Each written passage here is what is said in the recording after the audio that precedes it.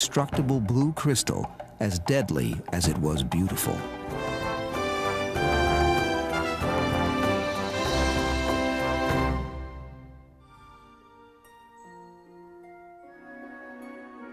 It has been called the Blue Mystery and a fragment of midnight sky. At 45.5 carats, the Hope Diamond is the largest blue diamond ever discovered.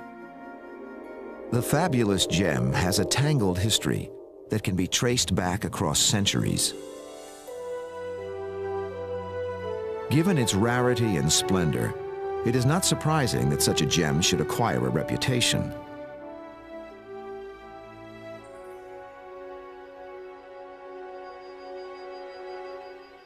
For some say that the Hope Diamond is cursed, and that the jewel has brought disaster and early death to all who have owned it.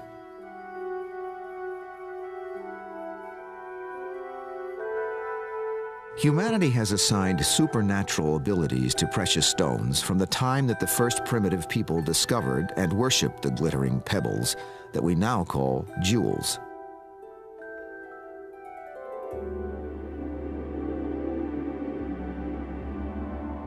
Legends from the ancient past describe how precious stones cast their spell over mankind. One ancient Persian creation myth gives a vital role to gems in the story of the Garden of Eden and the temptations of Satan.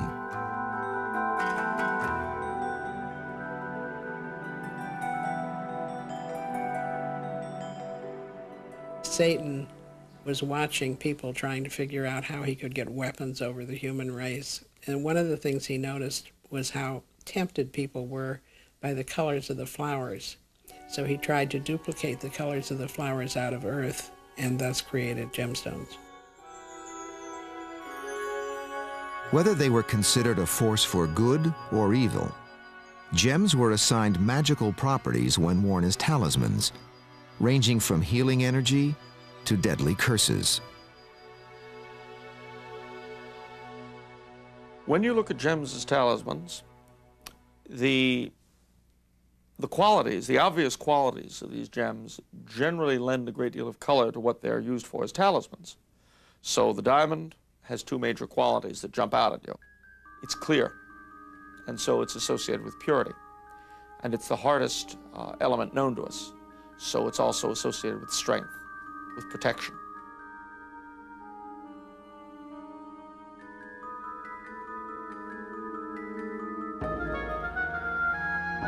Throughout the medieval and Renaissance world, the diamond was prized as a gem with a power to heal. The 15th century Italian doctor Camillus Leopardus ascribed strange medicinal abilities to diamonds.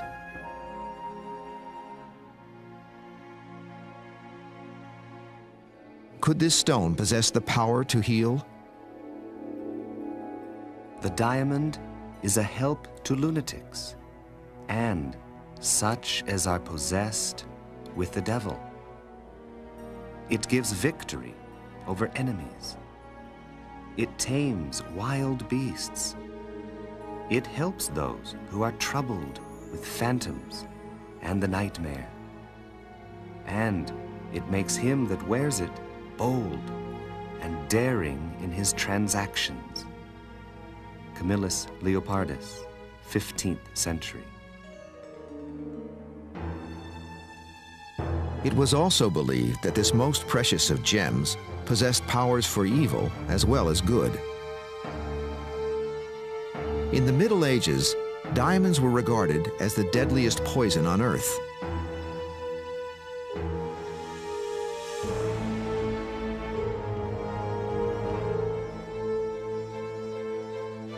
Renaissance princess Catherine de' Medici, renowned for her patronage of the arts and notorious for her political manipulations, reportedly used diamond powder to poison her family's rivals to the throne.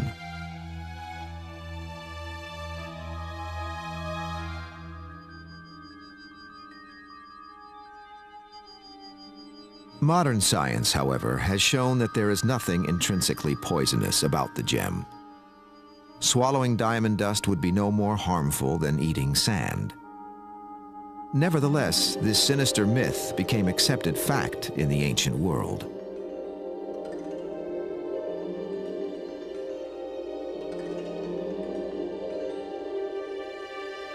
Tales of the poisonous effects of diamonds may well have originated in India nearly 3,000 years ago.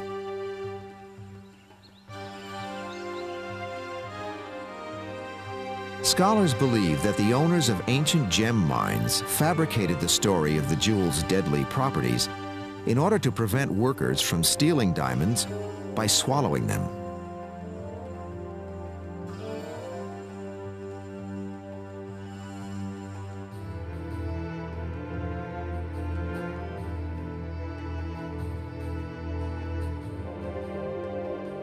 The glorious Hope diamond itself must have originated in India, for until the mid-19th century, all the diamonds in the world had come from the mining pits of the Punjab.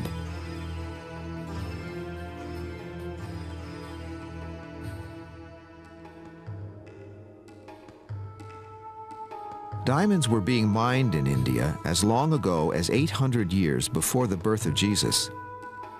The gem was so highly prized that Indian diamond merchants counted as their customers the Caesars of Rome and the emperors of China. By the 17th century, Indian mining towns were among the wealthiest cities in the world.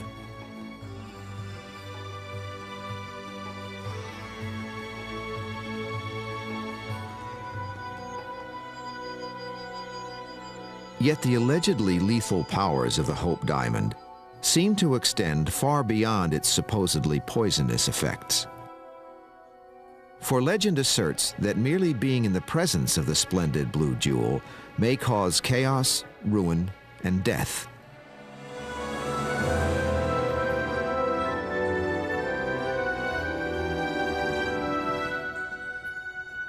According to tradition, the curse of the Hope diamond originated in 17th century India during the reign of the Mughal emperors. On a sweltering evening during monsoon season, a French adventurer by the name of Jean-Baptiste Tavernier begged for shelter at a remote Hindu temple.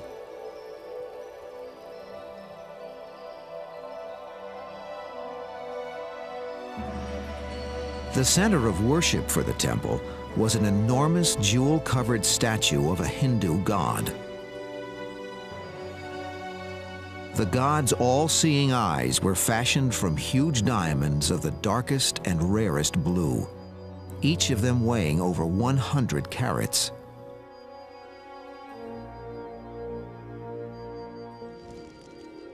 Late that night, Tavernier crept into the inner sanctum of the temple, intent on stripping the god of its treasures.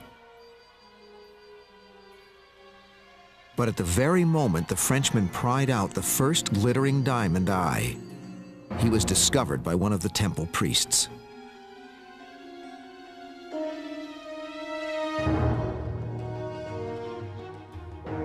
Pursued by the enraged holy men, Tavernier barely escaped from the temple with his life. But he clutched in his hand a glittering prize, the largest blue diamond in the history of the world. The Hope diamond is supposed to have been the eye of an idol. And such stones, if stolen from their original owners, were inevitably supposed to be cursed. Rather like the curse of King Tut throughout history. Sacred things put to profane uses have always brought horror and harm to the profaner. Does the curse of the Hope diamond originate with this shadowy tale of ancient India? The source of the Hope diamond is the first big mystery, because we don't know positively where it did come from. They have said that the Hope was an idol's eye, but in all candor, I think they say that about almost any old historic diamond. I think it's extremely unlikely the cut of the Hope isn't appropriate for an idol's eye. The Hope diamond probably was found in the early 1600s. We know that the diamond was eventually acquired by Jean-Baptiste Tavernet, who was a well-known gem merchant at that time. We're not sure where he acquired it, whether he got it in India or whether he bought it somewhere else. However Tavernier acquired the diamond, we can trace its journey simply by following the trail of death and disaster it left behind.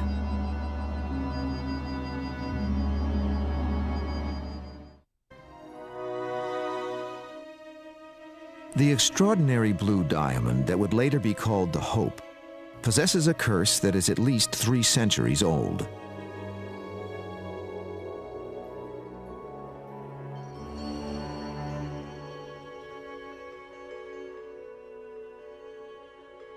Who was Jean-Baptiste Tavernier, the first recorded owner of the fabled diamond? Tavernier had a paradoxical reputation as both a pillar of society and a greedy scoundrel.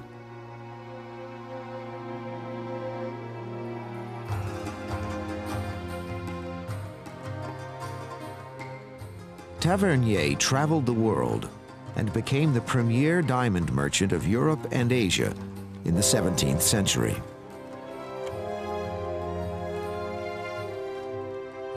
His fame was such that the king of Persia awarded him a title, Jeweler in Ordinary, a rank which entitled him to wear the lavish turban and robe of Persian nobility.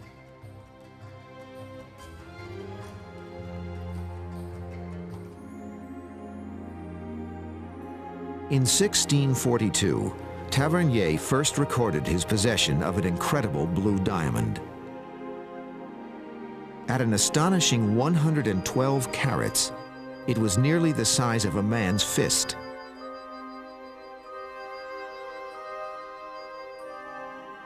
But for some unknown reason, Tavernier's usually precise records never mention how he came to acquire the extraordinary gem.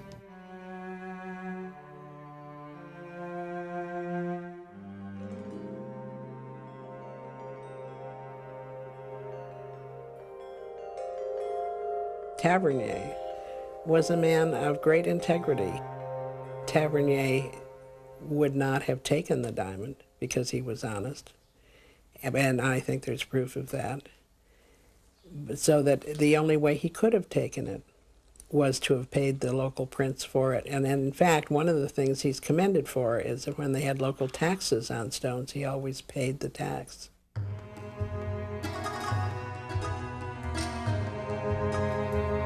All that is certain is that, somehow, Jean-Baptiste Tavernier had come into possession of one of the most extraordinary diamonds in the history of the world.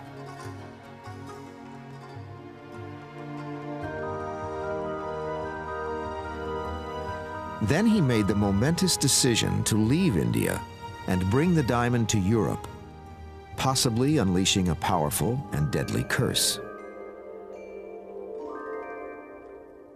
For no sooner had the gem merchant arrived in France in 1645 than he was summoned to show his wares before the mighty King Louis XIV.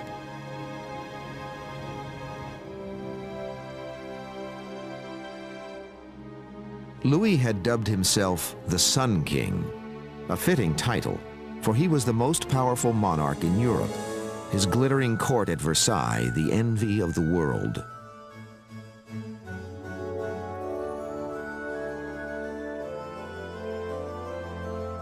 He was also obsessed with gems, and his unlimited wealth allowed him to indulge his extravagant tastes. A single royal coat from his lavish wardrobe glittered with 123 diamond buttons and 396 jeweled buttonholes. Tavernier's arrival from the diamond mines of India instantly caught the attention of this king with a passion for jewels. Upon seeing Tavernier's treasure trove, Louis XIV immediately bought 44 large diamonds and more than 1,000 smaller diamonds. But for the king, one jewel outshone all the others.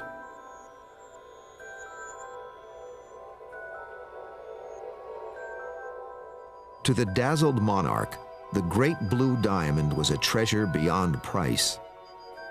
The king paid Tavernier the princely sum of 220,000 livres, the equivalent of $75,000 today. To further express his gratitude to Tavernier, the king granted him a title of nobility.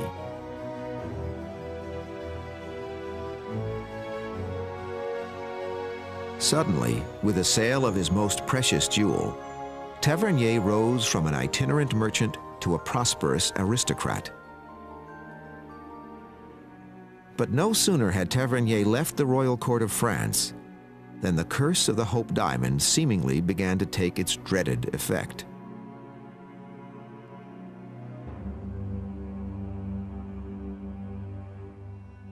Tavernier's nephew defrauded him of his entire fortune in gems, according to legend.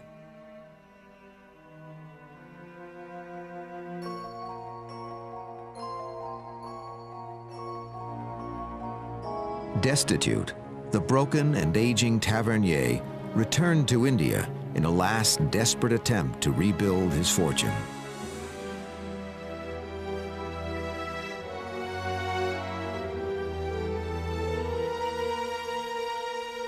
According to the tale, he died a grisly death in the Indian desert, torn apart by a pack of wild dogs.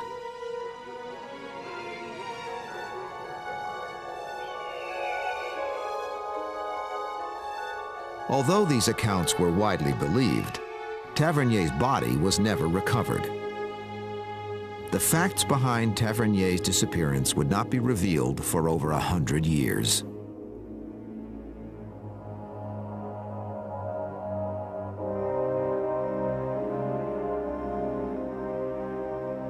It was not until 1875 that researchers discovered in an obscure graveyard the actual tomb of Jean-Baptiste Tavernier. The great gem merchant had not perished in an Indian wasteland. He had died in Russia, in the heart of Moscow, and far from being a broken man, Tavernier had in fact lived a long and prosperous life.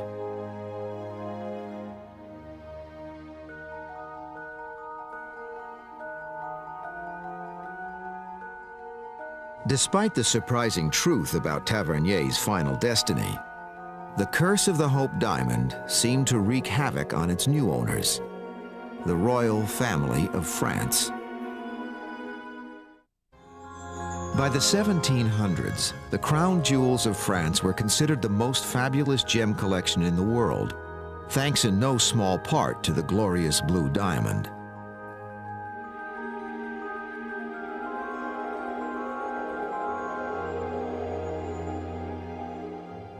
But no sooner had Louis XIV acquired the blue diamond from Tavernier than the king suffered a slow and agonizing death from gangrene, a result, it was said, of the curse of the blue diamond.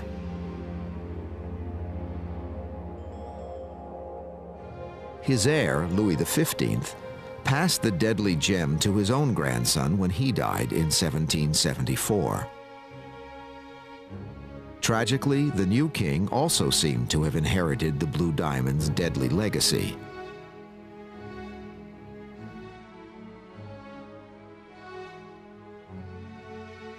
Louis and his young Austrian wife, Marie Antoinette, seemed more concerned with the latest fashions and the scandalous gossip of the court than they were about politics or the starving masses.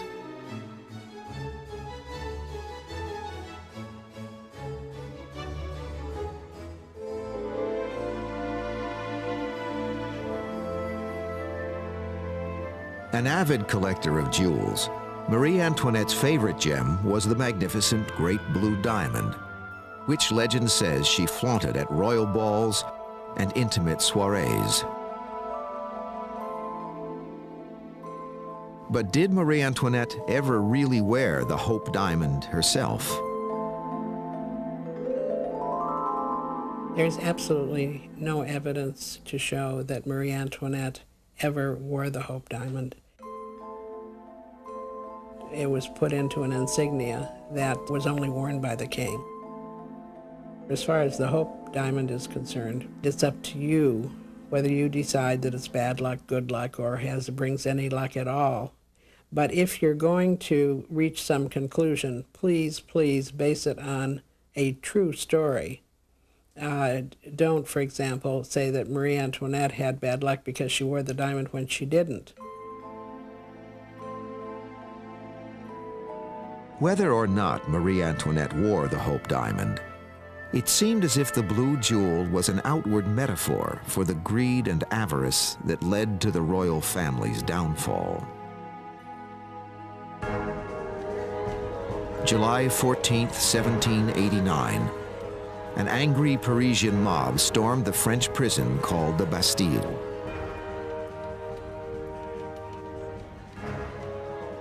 The French Revolution had begun.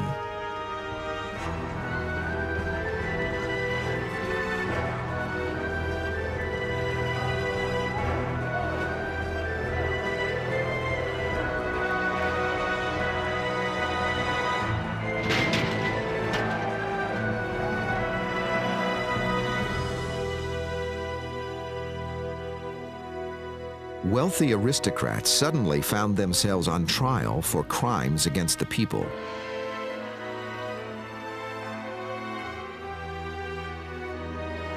A new and fearsome invention, the guillotine, would soon prove its grim effectiveness in separating the French nobility from their fortunes and their heads.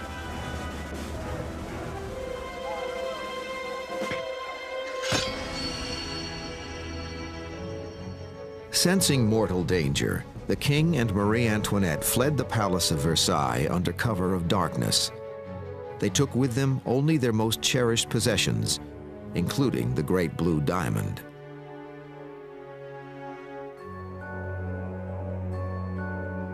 Within a day, they were captured and placed under arrest.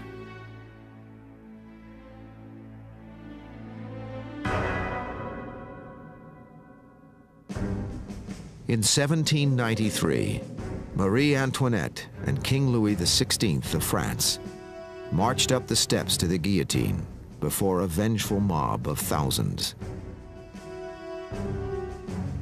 The necks that had once worn the magnificent blue diamond now felt the deadly kiss of the guillotine's blade.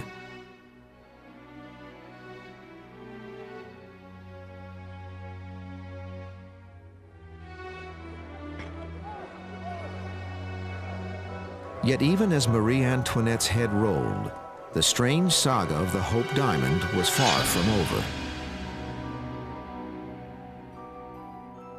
For with the Hope diamond and the crown jewels now in the hands of the French National Assembly, the story of the great blue diamond would take an even more bizarre turn. The crown jewels were put into a building that was translated as a furniture warehouse, and they had a number of the jewels in several rooms. A man who was in prison heard about the warehouse, and he recruited a lot of other people to join him in robbing the crown jewels. The aftermath of all this is a little bit like a musical comedy or something, because they robbed the jewels over a 6-day period. And at times they invited their girlfriends in and had a picnic while they were there.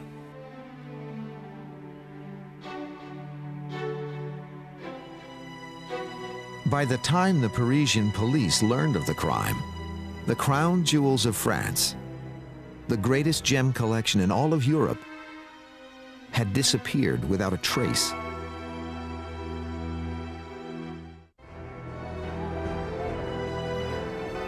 Swept up in the reign of terror following the French Revolution and the execution of King Louis XVI, the great blue diamond of the crown vanished from sight.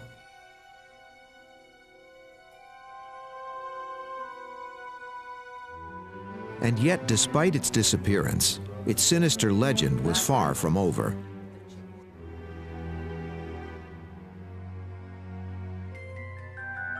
"20 years after the French Revolution, in 1813, a much smaller blue diamond turned up in an obscure London jewelry store.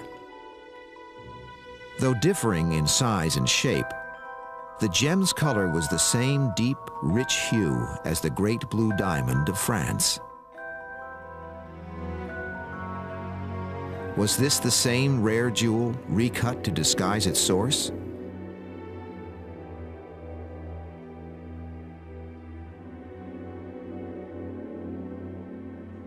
Most experts agree that the striking similarities between the two stones must certainly be more than just coincidence. The logical reasons that one can state that make you believe that the hope really came from the French blue are just that there are not many blue diamonds in the first place. There are not many dark blue diamonds. There are even fewer dark blue diamonds that are that big. Yet if the Hope diamond was carved from the body of the French blue, what happened to the 22 carats carved from the original stone to create the 45-carat Hope diamond?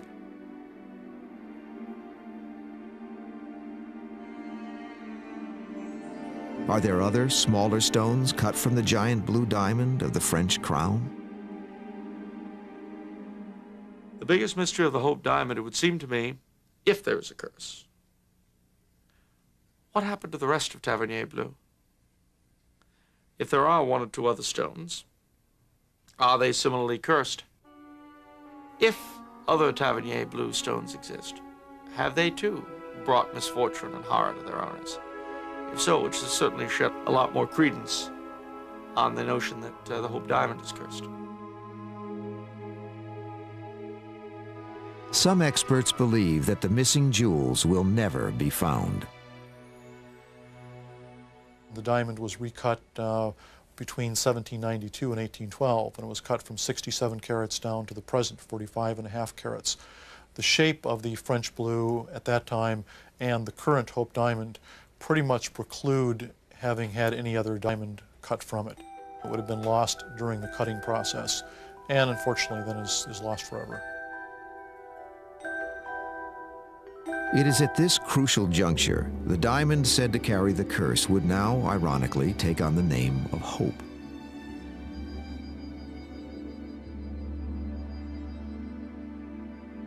In 1830, British aristocrat Henry Philip Hope, heir to a banking fortune, purchased the blue diamond from a London gem merchant for $90,000, the equivalent of $1.5 million today.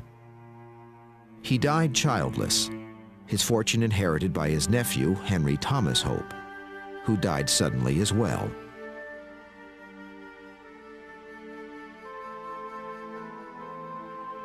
In 1887, Lord Francis Henry Hope became the sole owner of the Hope diamond and heir to the Hope family's fabulous wealth.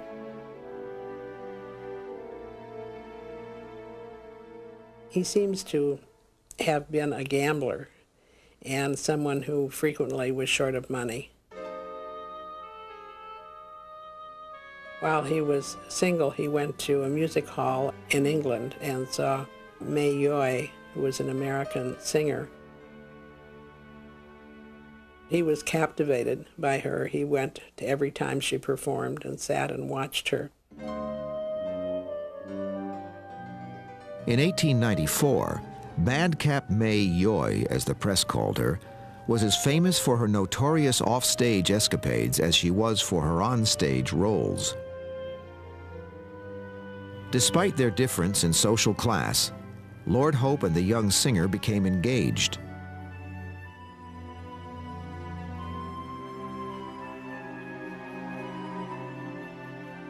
The aristocratic groom bestowed the Hope diamond on the chorus girl as her wedding present. Could true love triumph over the fabled curse?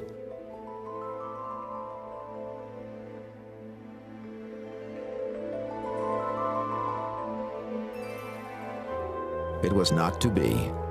Within a year of his wedding, Lord Hope was bankrupt. A year after that, Madcap May left her husband.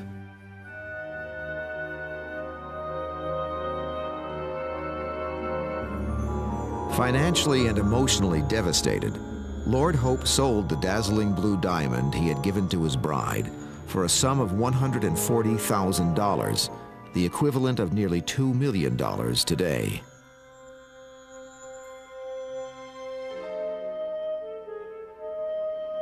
The flamboyant May Yoy became so obsessed with the infamous gem that despite her divorce from Lord Hope, she wore a replica of the Hope diamond for the rest of her career.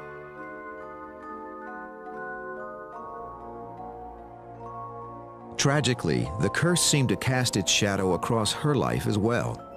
For when she founded a hotel she named the Blue Diamond, it burned to the ground within months of opening.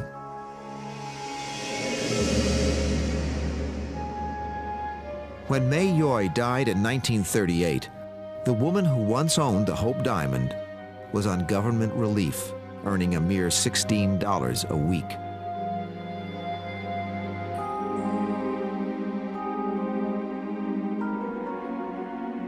Whether the curse of the Hope Diamond destroyed generations of the Hope family, or if the string of disasters that befell them was simply a matter of coincidence, is open to interpretation. If you ask me that question straight out, is there a curse on the Hope Diamond, I would hem and I would haw. And I would say, well, perhaps it's coincidence. Remember that precious gems carry with them a great deal of temptation to steal. The sort of people who can generally afford to own such things very often have difficult private lives. I could tell you all sorts of things like that. If you ask me would I like it for a Christmas gift, I'd say no. For the 3 centuries of its recorded existence, the Hope Diamond shimmered like a sinister omen, a jewel with a trail of death in its wake.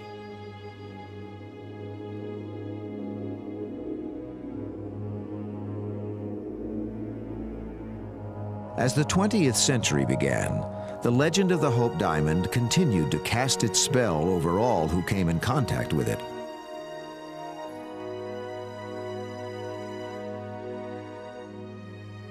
Yet scholars today believe that, surprisingly, the entire legend of the Hope Diamond's curse may be traced to a single man. His name was Pierre Cartier, and though a jeweler by trade, his dramatic flair for showmanship may have created one of the most enduring myths in history.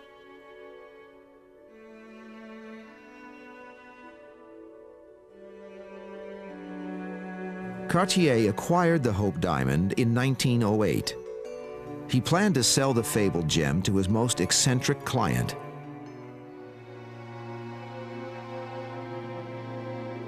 Evelyn Walsh McLean was the pampered daughter of a wealthy Colorado gold miner. Her extravagant wedding to newspaper tycoon Thomas McLean was the talk of Washington, D.C. In 1909, the newlyweds traveled to Paris to purchase a wedding present at Pierre Cartier's jewelry establishment. We're not sure how much Pierre Cartier himself had to do with really creating the story of a curse on the Hope Diamond, but clearly he was interested in selling this diamond to Evelyn Walsh McLean. He was aware that she was interested in stones that had a bit of history. She's also been quoted as having said that stones that were gems that were bad luck for other people were good luck for her. She was flamboyant. She said in her biography that she would gladly have hung by her heels from the top of the building or something. She had thought it would cause attention.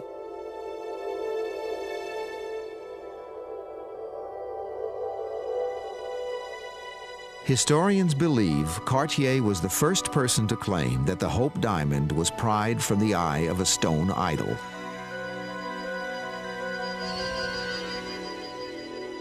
It was Cartier who first told the story of the diamond's discoverer, Jean-Baptiste Tavernier, being torn apart by wild dogs. And it was Cartier who first claimed that the Hope Diamond was worn by Marie Antoinette before her beheading. Apparently, Cartier's consummate salesmanship had the desired effect. In 1911, Evelyn Walsh McLean bought the Hope Diamond for $180,000, the equivalent of $3 million today.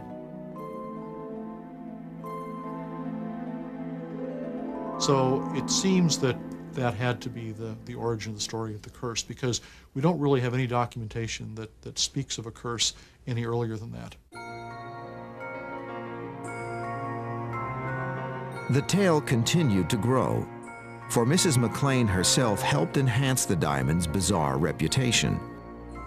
She flaunted her disdain for the diamond's legendary curse in the most outrageous ways, keeping it under the pillows of her couch and even mounting it on a collar for her dog.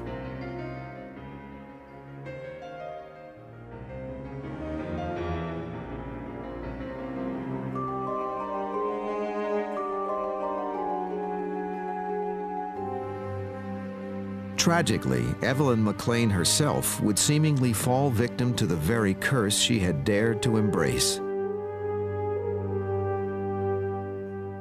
Mrs. McLean's eldest son was killed in a car accident when he was 9 years old.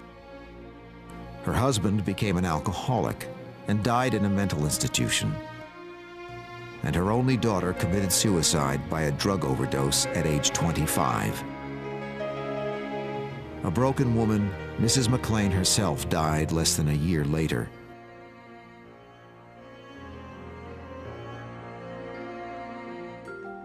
Is the tragic fate of Mrs. McLean and her family only a bizarre coincidence? Or when Cartier invented the tale of the Hope Diamond's curse, did it contain more truth than he ever knew? I just don't believe that it was the Hope that did that. I think that the same things would have happened to them in any event.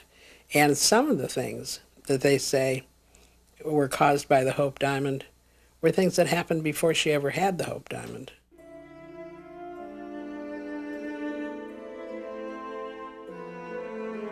With Evelyn McLean's death in 1947, her heirs sold the diamond which had obsessed her to the renowned New York jeweler Harry Winston. Winston publicly denied the existence of the curse.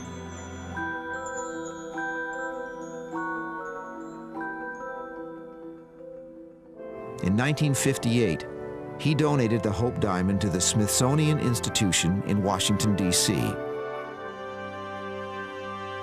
The world's most fabulous and most feared diamond now belonged to the American people.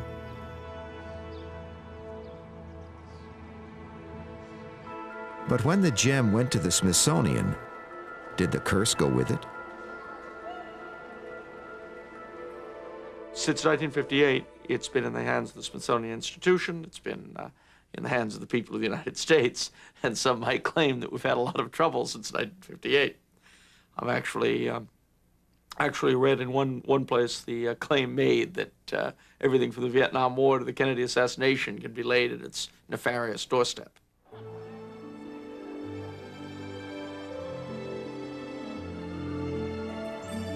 What is it about this sparkling piece of blue stone that spawns dark legends of chaos and destruction, even as it touches the hearts of millions?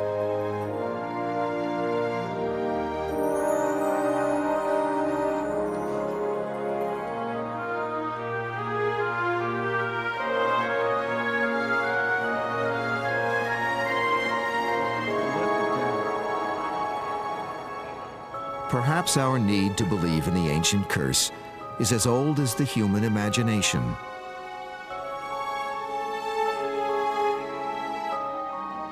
Curses certainly answer a lot of questions. There are a lot of things that happen in human life, a lot of patterns that we cannot explain. The curse certainly takes the guesswork out of a lot of these things. If the Hope Diamond has no curse, if these are simply random things, it makes life a lot more difficult to understand. The human mind hates disorder. I think probably as long as there are gems, and as long as there are unpleasant patterns in life, we will have cursed gems.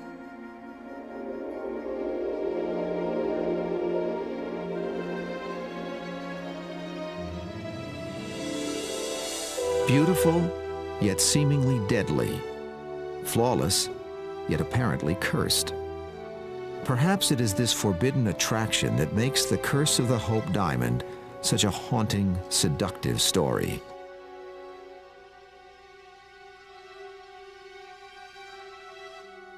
Whether the tale is true or not is less important than the effect the story has had on succeeding generations for over 3 centuries.